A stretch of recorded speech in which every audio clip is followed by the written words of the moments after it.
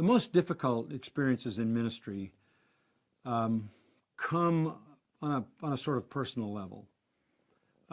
It's not so much because somebody takes issue with something you believe, somebody doesn't agree with your doctrine, or somebody doesn't like the way you explained a Bible verse, or somebody didn't like your sermon, or somebody thought you were offensive in the way you said something. I mean, you get over that. There's a certain amount of persecution that comes because, you know, you preach dogmatically, you preach the truth, you have strong convictions, and there are people who don't like it.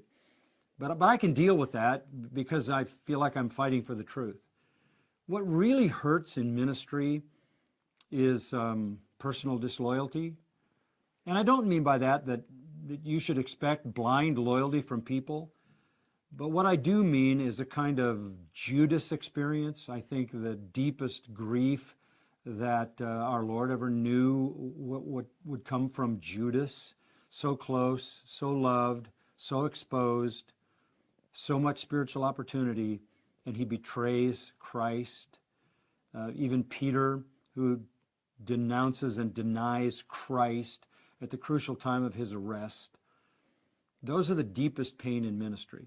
When the people in whom you've invested the most, whom you've loved the best you're capable of loving them, to whom you've given spiritual responsibility, for whom you've held high expectations, for whom you even believed the best, turn on you, turn against you, even try to start a kind of mutiny, speak evil of you, collect people around them who join the criticism, and it wounds the church, and it does damage to the unity of the church.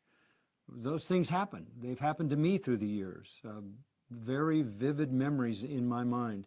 Those are the hardest things to deal with. And I think because they end up being false accusations. People are accusing you of something you don't believe is true, and you don't want to defend yourself. I don't defend myself. If my life is not a defense, I have to leave it at that and let the Lord be my defender.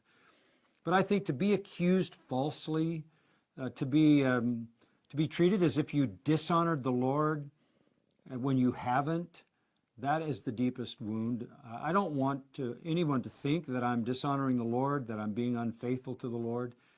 And when those closest to you accuse you of that, that's the hardest thing to deal with. That was true of the Apostle Paul, brutally treated by people in the churches that he himself founded.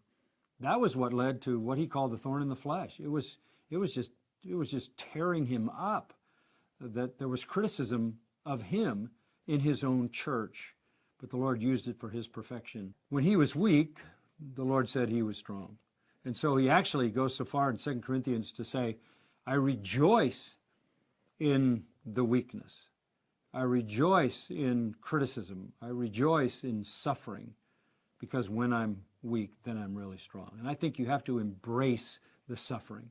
You have to, even though it hurts, it's hard, painful, you embrace it as God's way of humbling you, God's way of making you weak, so that your strength is found only in Him. And I have found that through the hardest times of being misrepresented, misunderstood, and falsely accused, the Lord has worked the greatest works of grace in my own heart and shown His strength. Embrace those times of suffering. They make you stronger. That makes you more effective.